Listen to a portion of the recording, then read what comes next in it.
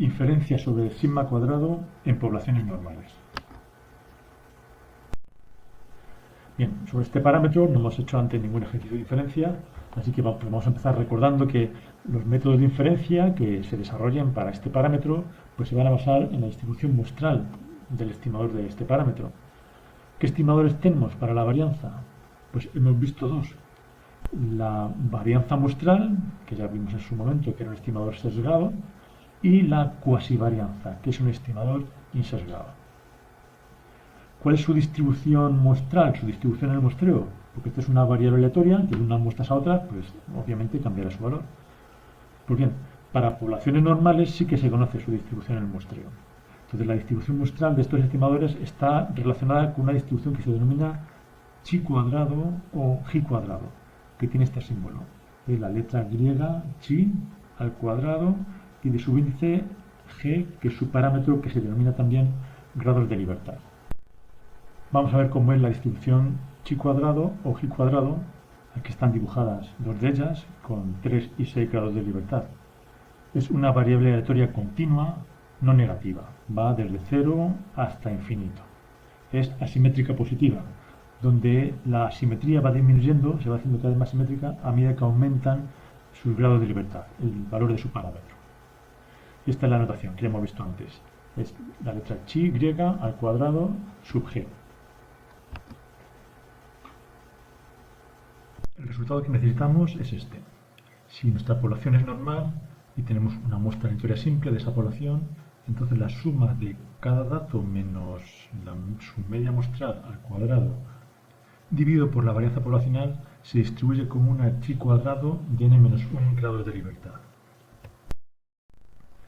Bien, si nos fijamos en la fórmula de la cuasivarianza, vemos que el numerador es justo el numerador de esta expresión y por lo tanto podríamos despejarle en función de la cuasivarianza, ¿no? Esto es inmediato.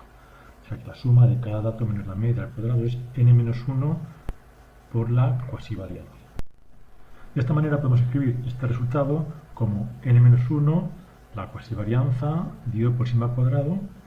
Esta variable aleatoria se distribuye como una chi cuadrado de n-1 grados de libertad. Es una variable aleatoria porque de unas muestras a otras pues variará la cuasivarianza. Análogamente, que este numerador también está en el numerador de la expresión de la varianza muestral y lo podríamos despejar y ver que este sumatorio es igual a n por s cuadrado.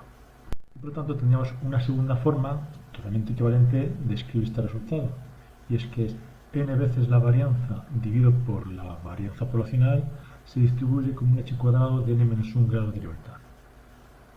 Estas dos expresiones con una muestra son exactamente el mismo número, porque es esta parte de aquí, que está expresada en función de la cuasivarianza y por eso está multiplicada por n-1, o en función de la varianza muestral y por eso está multiplicada por n. Bien, a partir de ese resultado, y bueno, razonando de una forma similar a como hicimos en su día para la media muestral, ¿no? Se puede demostrar, no vamos a ver el resultado, de que un intervalo de confianza de nivel 1 menos alfa para el parámetro sigma cuadrado es igual a estos dos extremos, el extremo inferior y el extremo superior. Ambos extremos es una fracción donde el numerador es el mismo, que es esta suma de las desviaciones a la media al cuadrado de mi muestra aleatoria. Y en el denominador tengo dos valores de la distribución chi cuadrado de n-1 grado de libertad que dejan a su derecha alfa y 1 más alfa medios. Lo habitual no es tener los datos, sino que es mucho más conveniente tener esta expresión o bien en función de la cuasivarianza, con lo cual sería n-1 por s barra cuadrado, como hemos visto antes, o en función de la varianza muestral, con lo cual sería ns cuadrado. Este término y este otro término son exactamente los mismos números.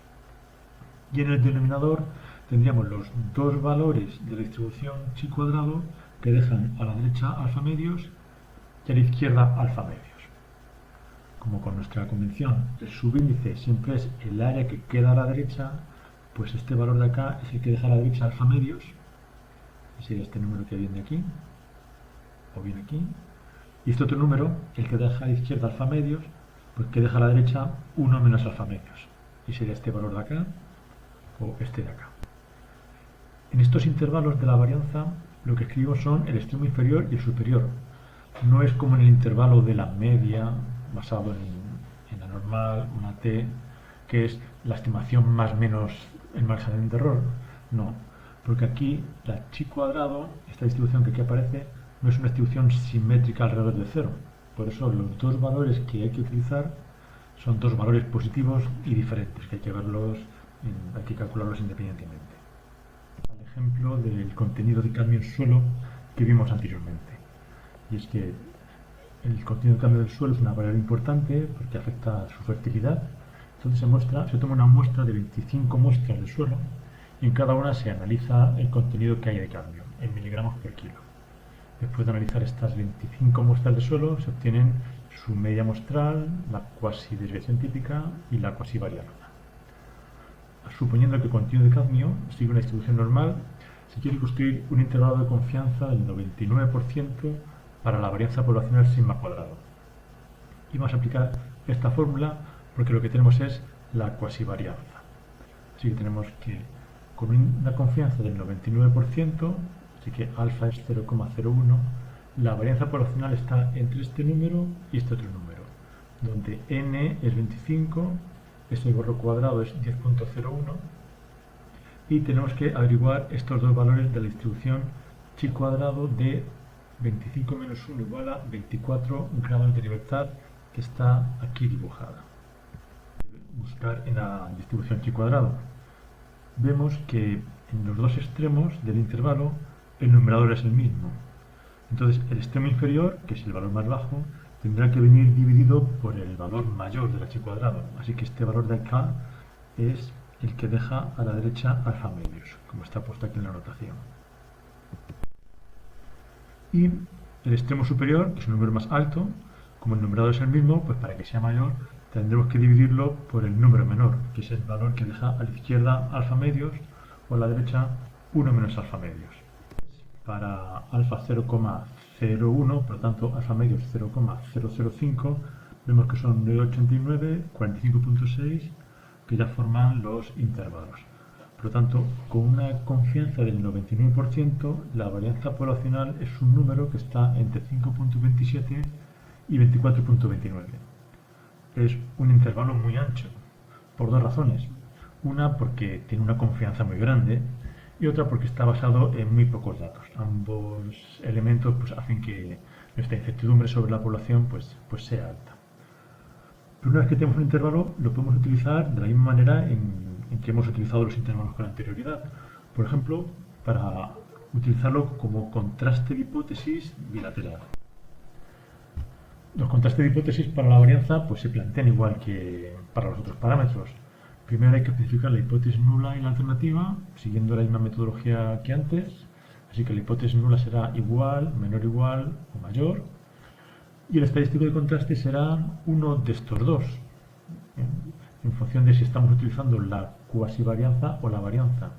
Saldría el mismo valor, o sea que una muestra dada no son el mismo número. Y la distribución de referencia, como hemos visto antes, sería la chi cuadrado de n-1 grado de libertad. Porque si la población verdaderamente tiene la varianza sigma cuadrado, la distribución en el muestreo de esta variable aleatoria sería una chi cuadrado de n-1 grados de libertad. Y en la medida en que la varianza poblacional se aleje de sigma sub 0, por encima o por abajo, pues ya este estadístico se alejaría de la zona esperada de la chi cuadrado de n-1 grados de libertad. El funcionamiento del contraste sería igual que nosotros, por lo tanto podemos resumirlo de la misma manera. Paso 1, especificar hipótesis nula y alternativa. Paso 2, estadístico de contraste, que es en función de qué estimador estamos utilizando. Paso 3, la distribución de referencia, la chi cuadrado de n-1 grado de libertad, es una distribución exacta a la medida de cada tamaño muestral. Recordemos que esto solamente es válido para distribuciones normales. Y en esta chi cuadrado de n-1 grado de libertad localizamos la región de rechazo en función de cómo sea la alternativa. Y de nuevo aquí en los contrastes bilaterales está el nivel de significación dividida en mitad y mitad, en ambas colas, y en los unilaterales está o bien a la derecha o bien a la izquierda, según la alternativa sea mayor o menor. Y aquí también la alternativa es como si fuese una flecha que nos señala en qué zona va a estar la alternativa. Y como siempre, asumiremos que la hipótesis nula es cierta salvo que haya mucha evidencia en contra. Vamos a aplicar estos contrastes de la varianza al ejemplo de los transistores, que ya lo hemos usado anteriormente. Teníamos una fabricante de transistores, todos idealmente serían iguales a 290 de valor nominal de ganancia en corriente, pero hay una dispersión.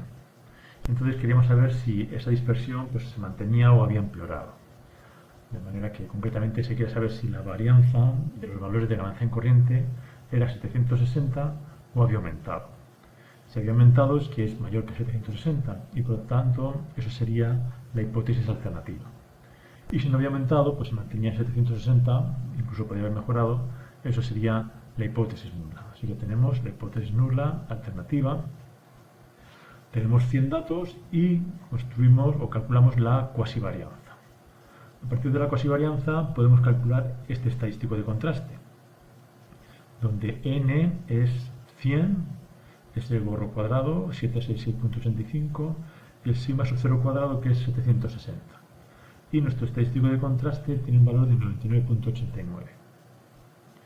La distribución de referencia será la h cuadrado de 99 grados de libertad, que aquí está dibujada. La región de rechazo me la indica la alternativa. O sea, la región de rechazo está para valores muy altos de mi estadístico de contraste. Rechazo si mi varianza muestral es mucho más alta que 760. Si es mucho más alta que 760, este estadístico tenderá a ser un valor muy alto y caerá en la cola de la derecha, que es como me señala este signo de mayor, como si fuese una flecha. Si utilizo un nivel de significación del 5%, tengo que buscar en Minitab el valor de la chi cuadrado de 99 grados de libertad, que deja 0.05 a la derecha, y ese resulta ser el valor 123.2. Por lo tanto, nosotros tenemos 99.89, que está en la zona de aceptación. Por lo tanto, no podemos rechazar la hipótesis nula. La diferencia encontrada entre 760 y 766 no es estadísticamente significativa. Aunque mis datos muestran una varianza, una cuasivarianza mayor que 760, el alejamiento no es tan alto como para pensar que mi muestra viene de una población en la que se ha deteriorado la varianza. Esa diferencia de 6,85 unidades se explica por el azar, no es raro obtenerla, no es improbable. Y por lo tanto, como no es improbable, no me puedo basar en mi muestra para decir que la hipótesis nula es falsa. Así que los datos no muestran suficiente evidencia como para rechazar la hipótesis nula. No es tan improbable, otra forma de expresarlo, no es tan improbable que de una población de varianza 760, una muestra de 100 artículos tenga una cuasivarianza muestral de 766.85. Es decir, que estas 6.85 unidades de diferencia es poca distancia y se puede explicar por el azar. Para hacer inferencia sobre la varianza con el Minitab, lo que tendría que hacer es primero cargar el archivo de ganancia en corriente, que es el archivo transistor NPN, y me puedo ir, por ejemplo, a resumen gráfico, que es una parte que hemos empleado muchas veces. Aquí en el resumen gráfico de la variable gain, ganancia en corriente, me da su histograma, me da medidas características y me da el intervalo de confianza de la media y el intervalo de confianza de la desviación estándar del nivel de confianza que yo deseo. Este intervalo de confianza de la desviación estándar es las mismas fórmulas que hemos visto para la varianza, solo que se saca la raíz cuadrada de los extremos. Así tendremos ya este intervalo de confianza y lo podemos utilizar también para realizar contrastes bilaterales. También podríamos ir donde pone estadística básica y una varianza. Allí leeríamos nuestra variable gain y para hacer nuestro contraste de hipótesis tendríamos que poner aquí varianza hipotética, que es 760, y como en este caso queremos hacer un contraste unilateral, tendríamos que poner la hipótesis alternativa, la que corresponda. En este caso queremos saber si se deteriora la varianza, si aumenta la varianza, así que es mayor. Con el nivel de confianza 95%, que es para hacer un contraste de hipótesis con nivel de significación 5%. Y este sería el resultado. Nos hace dos tipos de contrastes, basado en el método Bonnet, nosotros lo hemos visto aquí, y basado en el método del chi cuadrado, que es el que hemos visto.